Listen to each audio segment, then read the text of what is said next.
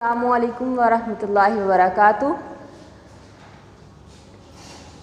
آج ہمارا first lecture ہے اسلامیات کا کلاس سکس سے آج ہم سٹارٹ کرنے والے ہیں۔ تمام بچوں کو میری طرف سے السلام علیکم اور امید کرتی ہوں سب خیر و عافیت سے ہوں گے۔ آج ہم نے سٹارٹ کرنا ہے اپنا سبق نمبر 2۔ سبق نمبر 2 کا عنوان ہے ایمانیات و عبادات، اور اس میں عنوان ہے جس پہ آج ہم بحث کرنے والے ہیں وہ ہے اللہ تعالیٰ پر ایمان، اور آج ہم سیکھیں گے کہ ایمان کا مفہوم کیا ہے، اس کا مطلب کیا ہے۔ سب سے پہلے ہم اپنے سبق کا جو عنوان ہے، جو ٹاپک ہے، اس کو ذرا سمجھ لیتے ہیں کچھ اس طرح سے۔ ایمانیات کیا ہے؟ ایمانیات ایمان کی جمع ہے۔ ایمان کیا ہوتا ہے؟ ایمان کا مطلب ہوتا ہے مان لینا، دل سے تسلیم کر لینا، یا حق کو حقیقت جان کر اس پر اپنا یقین پورے طریقے سے قائم کر لینا۔ ایمان کا مطلب یہ ہوتا ہے۔ اور ایمانیات کل 6 ہیں۔ اسلام میں 6 ایمانیات ہیں جس پہ ایمان لانا بہت زیادہ ضروری ہے۔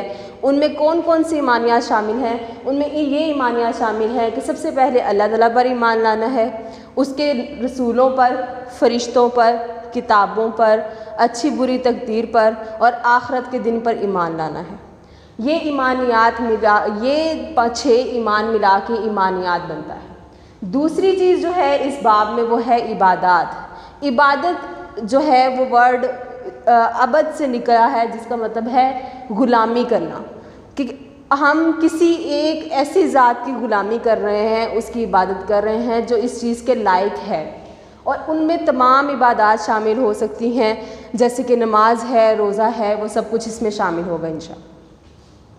ہمارے اس سبق کا عنوان جو آج ہم نے ڈسکس کرنا ہے وہ ہے اللہ تعالیٰ پر ایمان۔ سب سے پہلے ایمانیات میں جو چیز ہے وہ ہے اللہ تعالیٰ پر ایمان۔ اگر ہم اس کو پختہ طریقے سے سمجھ لیں تو باقی ایمانیات ہمیں خود بخود سمجھ آنا شروع ہو جاتی ہیں، اور اس پہ ایمان جس کا پختہ ہو گیا وہ باقی ایمانیات پہ بھی پختہ ایمان رکھے گا۔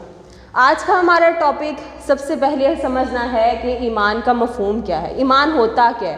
ایمان کا لفظی مطلب ہے مان لینا، دل سے تسلیم کر لینا، حق کو حقیقت جان کر اس پہ پختہ یقین قائم کر لینا، یہ ہے ایمان کا مطلب۔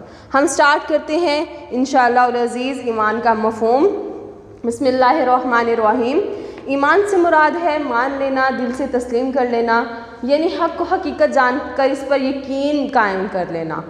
اب آگے ہم پڑھنے والے ہیں اس کے مفہوم کے بارے میں مزید، کہ اللہ تعالیٰ نے اس کے بارے میں کیا کہا ہے اور ہمیں اس میں کس طرح کیا ایمان رکھنا ہے۔ ہر مسلمان کا ایمان ہے کہ اللہ ایک ہے، وہ ہمیشہ سے ہے اور ہمیشہ ہی رہے گا، اس کا کوئی شریک نہیں ہے، یعنی کہ تمام کائنات اللہ تعالیٰ نے بنائی ہے، تمام کائنات میں ہر چیز شامل ہے، جیسے کہکشائیں ہیں، تمام دنیا ہے، اتنے زیادہ زمینیں ہیں، ستارے ہیں، سیارے ہیں، سورج ہے، چاند ہے، ہر چیز اللہ تعالیٰ نے بنائی ہے، یہاں تک کہ بڑے سے بڑے پہاڑ، بڑے سے بڑے سیارے سے لے کر ایک چھوٹی سے چھوٹی چیونٹی تک کو اللہ تعالیٰ نے پیدا کیا ہے۔ اس چیز پر ایمان رکھنا اللہ تعالیٰ پر ایمان رکھنا ہے۔ اور یہ اللہ تعالیٰ کا پر جو ایمان ہے یہ ایمان بالغیب ہے، مطلب ہم نے اللہ تعالیٰ کو دیکھا نہیں ہے، بغیر دیکھے ہم نے اللہ تعالیٰ پر ایمان قائم کرنا ہے، اور یہی ہماری آزمائش میں ہمیں پورا اتارے گا۔ اب ہم نے اس میں اور بھی جو چیز شامل کرنی ہے، صرف یہ نہیں ماننا کہ اللہ تعالیٰ ہے، آگے لکھا ہوا ہے وہ کائنات میں موجود ہر شے کا مالک ہے، اس کے ساتھ کسی کو شریک نہیں کرنا، کہ یہ نہیں کہنا کہ فلاں چیز جو ہے وہ اللہ تعالیٰ نے بنائی ہے اور فلاں جو ہے وہ کسی انسان کی دی ہوئی ہے، بلکہ ہر چیز اللہ تعالیٰ کی ہی بنائی ہوئی ہے۔ وہی سب کو رزق دینے والا ہے، وہی سب کو پالنے والا ہے، کائنات کی کوئی شے اس سے پوشیدہ نہیں ہے۔ مطلب یہ کہ ہم نے یہ نہیں کہنا کہ اللہ تعالیٰ نے جو ہے وہ اس کو رزق دیا اور فلاں جو بندہ ہے اس کو فلاں کی وجہ سے رزق ملا، یا فلاں نے دعا کی تو اس کو رزق ملا، یا فلاں نے اس کو دیا اور اس کو رزق ملا، بلکہ رزق کا ذمہ اللہ تعالیٰ نے خود پہ لیا ہے کہ میں ہی رزق دوں گا۔ اللہ تعالیٰ ہر ایک کو رزق دیتا ہے، چاہے وہ اس کو ماننے والا ہو یا نہ ماننے والا ہو، یہاں تک کہ اللہ تعالیٰ کسی کافر کو بھی رزق اس کا روکتا نہیں ہے، اس کو بھی جو ہے وہ رزق عطا کرتا ہے۔ اور کیونکہ اللہ تعالیٰ تمام چیزوں کو بنانے والا جو ہوتا ہے نا، بنانے والا، وہ انسان کو بنانے والا ہو، چاہے کسی مشین کو بنانے والا ہو، چاہے کسی بھی چیز کو بنانے والا ہو، وہ ہی بہتر جانتا ہے کہ وہ کس طرح ٹھیک رہے گا۔ مثال کے طور پہ ایک گاڑی ہے، ٹھیک ہے، وہ کسی انسان نے بنائی ہے اور بنا کے جی اس نے کیا کیا، اس کو فروخت کرنے والا ہے، تو وہ کیا اپنے خریدار کو بتائے گا کہ اس گاڑی کو میں نے اس طرح بنایا ہے، تم اس کا اتنا خیال رکھو گے تو یہ ٹھیک رہے گا، اس میں پیٹرول ڈالو گے تو یہ چلے گا، اس کی صفائی رکھو گے تو یہ بہترین رہے گا، اس کو سنبھال کے رکھو گے تو زیادہ دیر چلے گا، اور اگر تم نے اس کا خیال نہ رکھا تو یہ برباد ہو جائے گا۔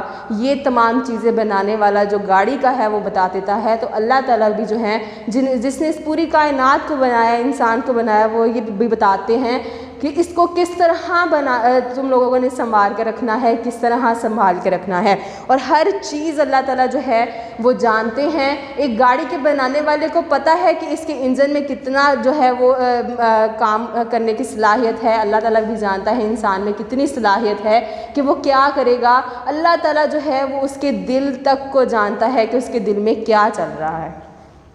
اسی کے پاس زندگی اور موت کا اختیار ہے، نہ ہی کوئی انسان کسی کو زندہ کر سکتا ہے اور نہ ہی کسی کو مار سکتا ہے۔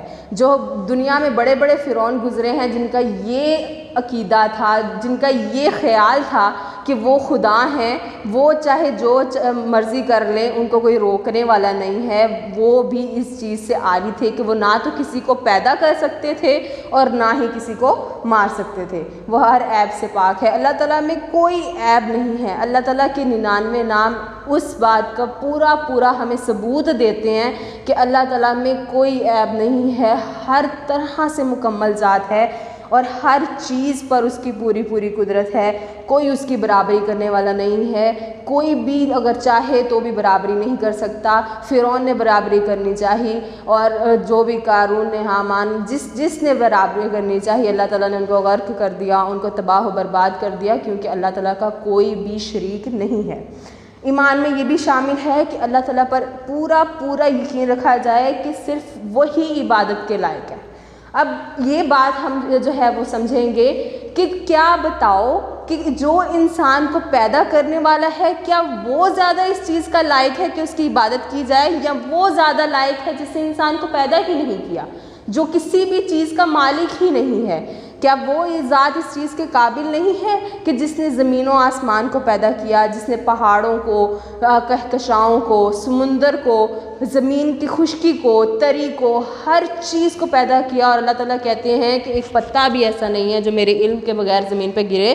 تو کیا ایسے ہم یہ اپنے اوپر جو ہے وہ لاگو نہیں کر سکتے کہ جس نے انسان کو اتنا زیادہ جو ہے وہ سہولتوں سے اس کو دی ہیں، اتنی زیادہ سہولتیں دی ہیں، اتنا زیادہ اس کو جو ہے وہ چھوٹ دے دی ہے، تو کیا وہ ذات اس قابل نہیں ہے، اس لائق نہیں ہے کہ اس کی عبادت کی جائے؟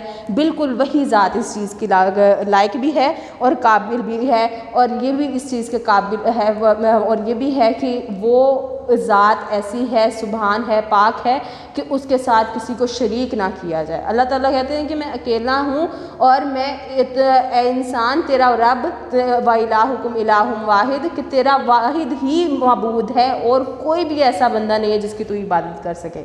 اللہ تعالیٰ کی طرف سے بھیجی گئی آسمانی کتابوں، تمام نبیوں اور رسولوں کو سچا تسلیم کرنا، اور نبی صلی اللہ علیہ وآلہ وسلم کو اس کا آخری رسول اور آخری نبی ماننا، یہ تمام چیزیں یقین کے ساتھ دل میں پختہ کر کے بٹھا لینا اور صرف اسی ذات سے مدد مانگنا، یہ تمام کا تمام اللہ تعالیٰ پر ایمان پہ جو ہے وہ شامل ہے۔